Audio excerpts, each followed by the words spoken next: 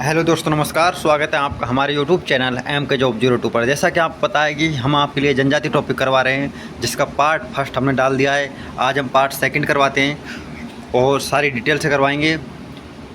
और जनजाति से हर बार एक न एक क्वेश्चन पूछा जाता है, तो हम बिना समय गवाए फटाफट चालू करते हैं आज का टॉपिक। जनजाति, मीण जनजाति। ठीक है, तो राजस्थान में शाब्दिक जनसंख्या के आधार पर कौन सी जनजाति है? तो मीण जनजाति। ठीक है, तो ये राजस्थान में शाब्दिक जनसंख्या के आधार पर मीण जनजाति मिलती है। ठीक है, लगभग 2011 की जनगणना के अनुसार, क्योंकि 2011 के बाद जो जनगणना हुई नहीं है अभी तक, अब होने वाली है शायद, तो वही आंकड़े अभी तक चल रहे हैं 2011 के। तो लगभग 44 लाख के आसपास मीण जनजाति राजस्थान में पाई जाती है, और यह जयपुर या दौसा के आसपास पाई जाती है। ठीक है, नेक्स्ट है, अब मीण जनजाति का इतिहास है वो मत्स्य पुराण में देखने को मिलता है। कहाँ पर? मत्स्य पुराण। और मीण जनजाति के जो अर्थ है मीण जनजाति का, वह शब्द मीन से निकला हुआ है। कैसे? मीन। और मीन का अर्थ होता है मछली, अर्थात मीणाओं का संबंध मछली से है, ऐसे लगा लो आप। तो नेक्स्ट, मीणा। मीन पुराण के जो लेखक है मुनि मगन सागर जी, जिन्होंने लगभग मीणाओं के 5200 गोत्रों का वर्णन किया है। मुख्य रूप से मीणाओं को तो दो भागों में बांटा गया है, जिसमें हमने दिखाया गया है, एक तो चौकीदार, एक जमींदार। पहला है चौकीदार, दूसरा जमींदार। चौकीदार जो पहले के जमींदार और चौकीदार होते थे, वह क्या लाल पगड़ी और हाथ में लाठी लेकर चलते थे, अर्थात यह गांव की चौकसी करते थे, तो इनको चौकीदार बोला जाता है। और जमींदारों के पास भूमि अधिक थी, तो ये खेती का कार्य करते थे, तो इनका नाम पड़ गया जमींदार। ठीक है, तो दो होते कौन कौन? चौकीदार और जमींदार। आगे चलते हैं। मीणा जनजाति के जो आराध्य देवता हैं, एक तो होता है कुल देवता, एक है आराध्य देवता। तो हम आराध्य देखते हैं। मीणा जनजाति के जो आराध्य देवता हैं वो है भूरिया बाबा या गौतमेश्वर, इनको गौतमेश्वर भी बोला जाता है। और जिनका मंदिर है पोसलिया गांव सिरोही में। कहाँ पर? पोसलिया गांव सिरोही में। आपको सिरोही तो हर कोई बताता होगा, लेकिन हमने यहाँ पर और ऐड कर दिया, बिल्कुल कहते हैं ना, लोकेशन बता दिया यहाँ पर, पोसलिया गांव सिरोही में। ठीक है, और एक इस मंदिर का विशेष महत्व है कि यहाँ पर वर्दीधारियों का निषेध है, यानी कि पुलिस वाले कोई भी हो सकता है, वर्दीधारियों का निषेध है। नेक्स्ट, मीणाओं के जो मेले हैं मुख्य रूप से, एक गौतमेश्वर मेला है, अभी बताया, जो भूरिया बाबा का मेला है, इसका एक मंदिर सिरोही में है, तो दूसरा मंदिर कहाँ पर? अरनोद प्रतापगढ़। और जो गौतमेश्वर मेला है वो लगता है वैशाख पूर्णिमा को। ठीक है, और रामेश्वरम मेला है वह सवाई माधोपुर में है, जो चंबल, बनास और सीप नदियों के संगम पर है, यानी कि तीनों नदियाँ आकर मिलती है, और यहाँ पर है रामेश्वरम। यहाँ पर बहुत अच्छी लोकेशन है, कभी आप जाओ तो देखना रामेश्वरम को। रामेश्वरम, ठीक है। कौन कौन सी नदियाँ? चंबल, बनास और सीप। और यहाँ पर जो मेला लगता है, यह लगता है कार्तिक पूर्णिमा को। ठीक है, आप नोट डाउन कर सकते हो, बिल्कुल। आगे चलते हैं। मीणा जनजाति की जो मीणा जनजाति, अब मीणा जनजाति में दो प्रकार की प्रथाएं चालू है। एक तो है गोद प्रथा। गोद प्रथा क्या होती है कि किसी के बच्चा नहीं होता तो वह अपने रिश्तेदारों या अन्य किसी से कोई बच्चा गोद ले सकता है, तो उसको गोद प्रथा बोला जाता है, यानी कि वंश परंपरा को बढ़ाने के लिए गोद प्रथा का प्रचलन अधिक हुआ है। दूसरा नाता विवाह वो सगे संबंधी, यानी कि नाता का अर्थ क्या है? संबंध, तो अर्थात अपने सगे संबंधियों में विवाह कर सकते हैं। मीणाओं में प्रमुख रूप से विवाह के प्रकार बताए गए हैं: ब्रह्म विवाह, एकल विवाह, गंधर्व विवाह, राक्षस विवाह और बहिर्विवाह। अब आपको ब्रह्म विवाह तो आप जानते हो, जैसे कि नॉर्मल विवाह होता है 7 फेरों के साथ, उसे ब्रह्म विवाह कहते हैं। एकल विवाह है कि इसमें रिश्तेदारों को नहीं बुलाया जाता, केवल घर के लोग विवाह कर लेते हैं। और दूसरा गंधर्व विवाह है कि किसी लड़की को, यानी कि अगवा कर अपने साथ ले जाकर उसको ज़बरदस्ती विवाह किया जाता है, उसे गंधर्व विवाह कहते हैं। और राक्षस विवाह ये अपहरण करके किया जाता है। और दूसरा बहिर्विवाह, यानी कि घर से भाग कर विवाह किया जाता है, वो बहिर्विवाह किया जाता है। ठीक है, नेक्स्ट है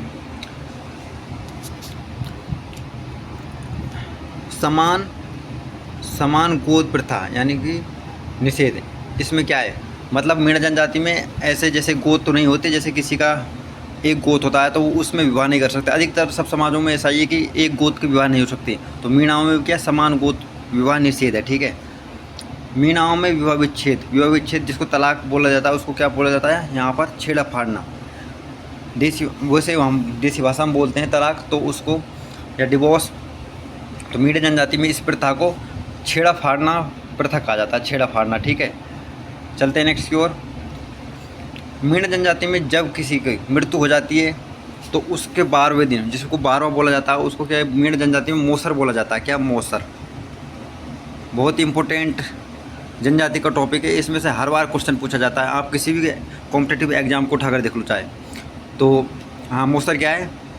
मोसर जो 12वें दिन नुक्ता किया जाता है, नुक्ता बोलते हैं जिसको, तो उसको सामूहिक भोज लिख रखा है, तो उसको मोसर बोला जाता है। क्या? मोसर, ठीक है। मीण जनजाति में स्त्री और पुरुष दोनों गोद न गुदवाते हैं।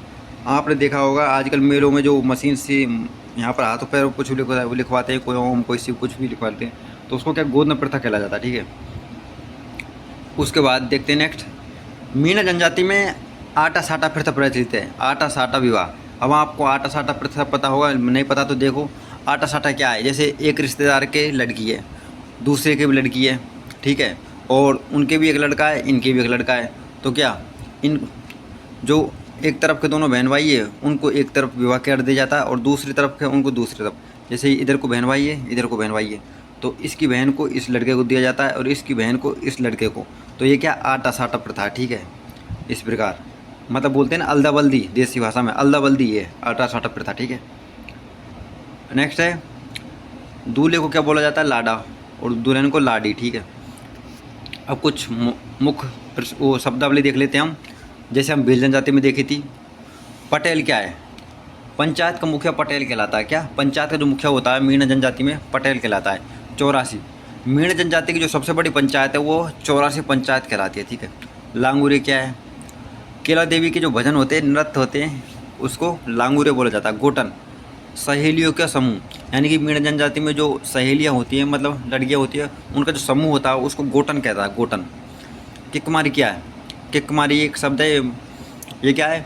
मीण जनजाति में जब कोई संकट आता है तो लोग आपस में किक मारते हैं, जैसे संकेत सूचक वाक्य किक मारना, ठीक है, तो जिसके मारे वो सचेत हो जाते हैं, तो किक मारनी कहलाता है। उसके बाद है मेवासा। मेवासे क्या है? जंगल में जो घर बन रहे होते हैं, मीणाओं को जो जंगल में लकड़ी के घर बने होते हैं उनको मेवासा बोला जाता है। क्या? मेवासा। ओवेरी क्या है? ओवेरी अनाज रखने की जो कोठी होती है उसको ओवरी बोला जाता है। अभी भी गाँवों में मिल जाएगी, जो कागज़ और मिट्टी से बनाई जाती है, उसी प्रकार की एक बड़ी कोठी होती है, उसको ओवरी बोला जाता है। वो इस प्रकार की होती है ऐसे, और यहाँ पर उसका गेट होता है। आपने देखी हुई गाँवों में ये कागज़ की लुक जिसे बनाई जाती थी।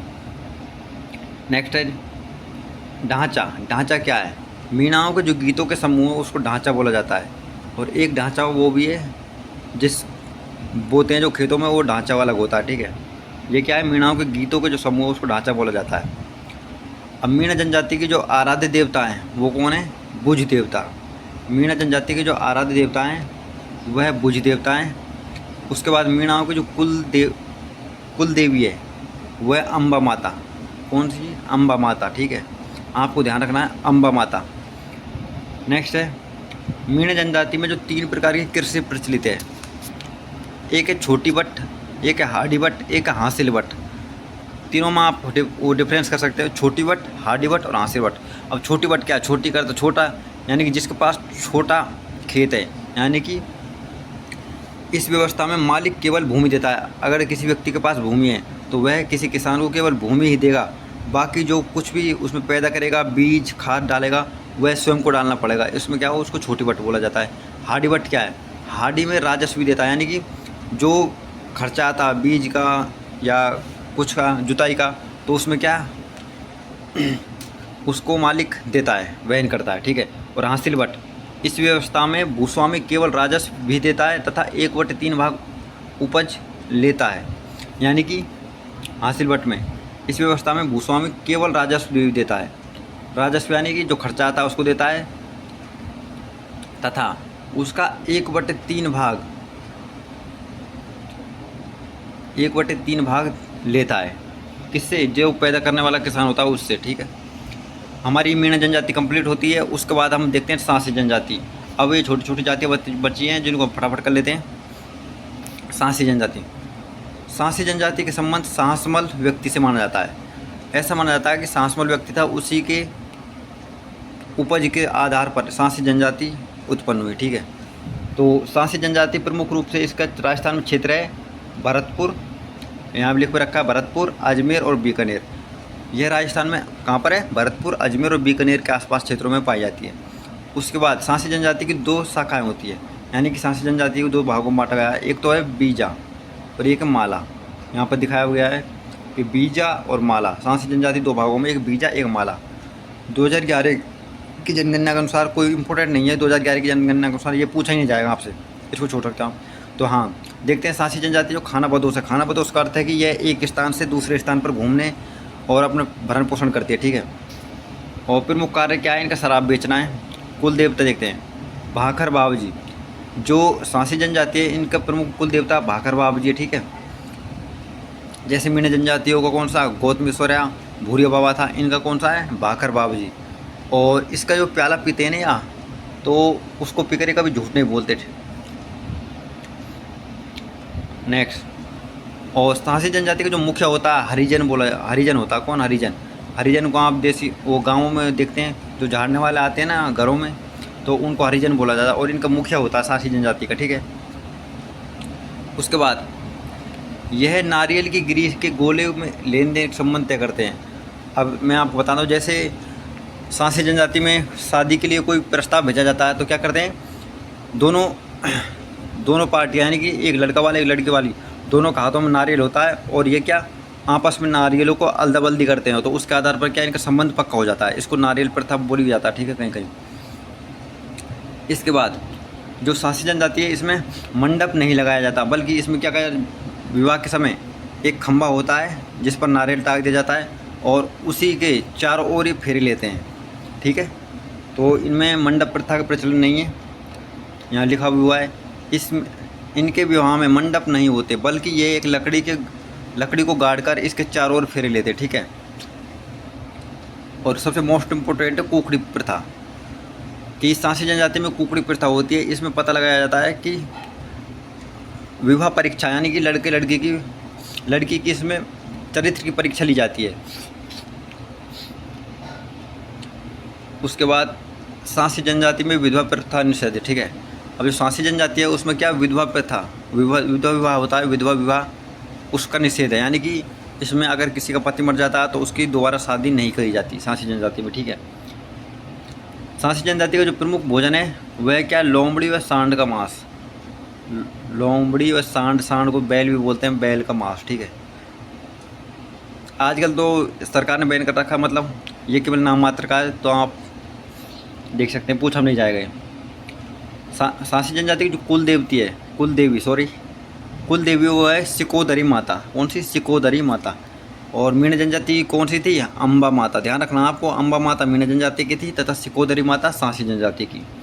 तो हमारी सांसी जनजाति कंप्लीट होती है। और मैंने एक भी ऐसा क्वेश्चन बनने वाला वो नहीं छोड़ा है, और मैंने कई किताबों से लेकर आपको डिटेल से नोट्स बनाए हैं, ठीक है। चाहे आप किसी भी कोचिंग के नोट्स से मिला सकते हो उनको।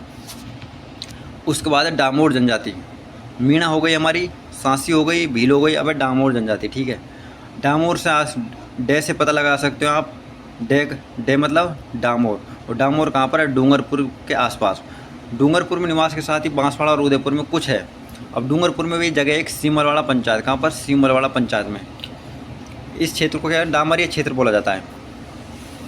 अब डामोर जनजाति में एकल विवाह का प्रचलन है। जो भी अभी हमने तीनों जाति पढ़ी थी, जैसे भील पढ़ी थी, मीणा पढ़ी थी और सांसी, उनमें क्या संयुक्त परिवार को महत्व दिया जाता है, जबकि डामोर में एकल परिवार को महत्व दिया जाता है, ठीक है। और डामोर जो जनजाति है वो स्वयं को कहाँ पर? राजपूतों से उत्पत्ति मानती है। ये बोलते हैं कि हमारी उत्पत्ति राजपूतों से हुई है, ठीक है। किस जनजाति की? डामोर की। इसके बाद डामोर जनजाति की प्रमुख विशेषता है कि यह लोग, मतलब महिला तो आभूषण पहनती है, सब जानते हो, लेकिन इस जनजाति में क्या पुरुष भी आभूषण पहनते हैं, ठीक है। चलते हैं नेक्स्ट की ओर। डामोर। अब जो डामोर जनजाति है वो क्या? दीपावली। आप मेरे को कमेंट में बताएंगे दीपावली कब मनाई जाती है, ठीक है। तो दीपावली के दिन क्या करते हैं? यह गाय का श्रृंगार करते हैं तथा उसकी पूजा अर्चना की जाती है, यानी कि ये गाय को अपना पवित्र पशु मानते हैं, आप ऐसे समझ लो, ठीक है। कुछ महत्वपूर्ण शब्दावली है मुखिया। अब जो डामोर जनजाति का जो मुखिया हुआ है क्या मुखी कहलाता है, क्या मुखिया, मुखिया से मुखी, तो डामोर जनजाति का मुखिया मुखी कहलाता है। और गांव की जो सबसे छोटी इकाई है, यानी कि जैसे आप मोहल्ला बोलते हैं उसको क्या बोलते हैं, फला, मोहल्ले को या फला बोलते हैं, क्या फला, फला, ठीक है। और होली पर जो आयोजन कार्यक्रम होता है इनके, उसको चाड़िया बोलते हैं, क्या चाड़िया, चाड़िया। इसके बाद जो डामोर जनजाति है इसमें ये लोग कृषि पर ही आधारित है, यानी कि ये कोई अलग भी चीज़ नहीं करते बल्कि ये कृषि पर आधारित है, ठीक है। और डामोर जनजाति में गुप्त विवाह यह निषेध है, ठीक है, आपको ध्यान रखना, डामोर जनजाति में गुप्त विवाह निषेध है। जैसे कि भील जनजाति में जो बाल विवाह निषेध था, इसमें कौन सा गुप्त विवाह निषेध है, ठीक है। नेक्स्ट देखते हैं प्रथाएं। अब डामोर जनजाति में नाता प्रथा, विधवा विवाह, बहुविवाह, दापा प्रथा आदियों का प्रचलन है। नाता प्रथा क्या है, आप जानते हो, सगे संबंध, नाता यानी कि संबंध बनाना, यानी कि विवाह के लिए जो आपका संबंध, विधवा विवाह जानते हो आप, बहुविवाह और दापा प्रथा, ठीक है, ये एक प्रथाएं चल पड़ती। मेला, जो डामोर जनजाति का प्रमुख मेला है छेला बाबा जी का मेला, यानी कि ये छेला होता है कहीं पर, ये झेला भी होता है। छेला बाबा जी का मेला जो कहाँ पर पड़ता है, पंचमहल गुजरात में, क्योंकि डामोर जनजाति राजस्थान के दक्षिणी पश्चिमी क्षेत्र, गुजरात के आसपास क्षेत्र में, तो कहाँ, पंचमहल गुजरात में। उसके बाद ग्यारस वापसी का मेला, जो ग्यारस वापसी का मेला वो कहाँ पर है, डूंगरपुर में, और ये कब लगता है, सितंबर माह में, ठीक है, सितंबर माह में लगता है। तो हमारी डामोर 4 जनजातियाँ हो चुकी है और अभी एक पार्ट और बाकी है, तो हम अगले पार्ट कल आपको करा देंगे। Thanks for watching my YouTube channel M K job 0।